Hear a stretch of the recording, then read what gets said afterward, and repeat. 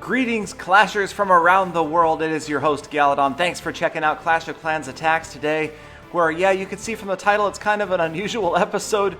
We are going to talk about how martial arts compares to Clash of Clans, and we're going to do it right here. And that is, there's a fundamental thing that martial arts instructors might teach you when you're facing multiple attackers, and that is you try to line up the attackers one behind the other so that both of them can't get to you at the same time. Now, while it's not exactly the same thing as what you're seeing here, there is some of the fundamentals that are the same when you're talking about large defenses like X-Bows and at Town Hall 10 Inferno Towers, because each of those defensive structures has a limited distance that can reach out and touch your troops. And so if you line one up behind the other, it's most likely that only one of those two structures is going to be able to fire on the bulk of your attacking army. And as we watch this Go We Wipe attack of mine, you'll notice that this is a case of do as I say, not as I do. All of these units are coming in from the top of your screen, and shortly you will see both of the Inferno Towers going to work on these troops at the same time.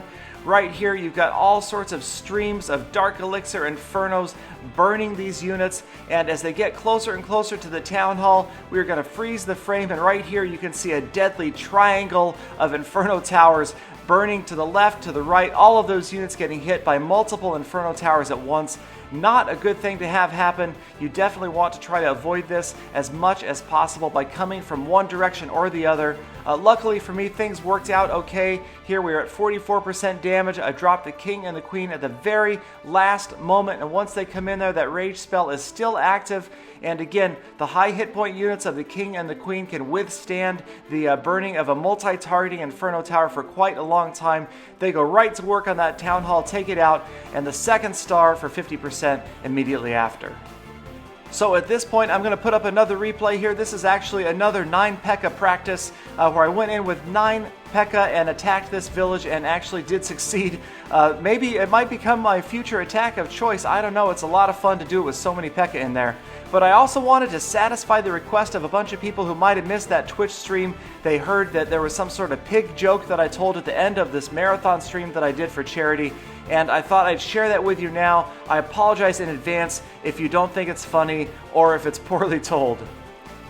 So there's this traveling salesman, and he's driving through the backcountry, and he sees this farm, and on this farm, in this field, is this proud pig standing there in the middle of this field all by itself.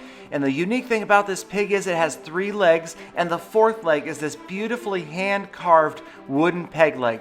He sees this big pig with a wooden peg leg, and he's just fascinated by the idea of a pig with a peg leg. So he pulls up, and there's the farmer right out front, and he stops and he rolls down the window, and he asks the farmer, he says, I couldn't help but notice the pig with the peg leg out there. What's the story behind that pig?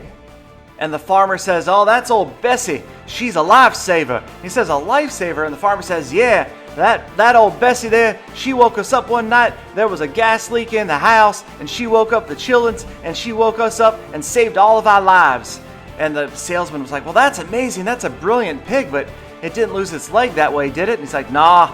There was another night, there was a fire on the barn, and the barn was burning down, and Bessie went in and opened up all the stalls and saved all the horses from the fire. And the salesman was amazed. He's like, wow, that's incredible, but the pig lost its leg in the fire? And the farmer said, nah. And so he said, well, why does a pig only have 3 legs? And the farmer said, well, a pig that good, you don't eat all at once. So there you have it. Again, I apologize, but please don't dislike the video just for that bad joke. Like, comment, subscribe, check out my other videos, and I will see you guys tomorrow with less jokes and more full attacks.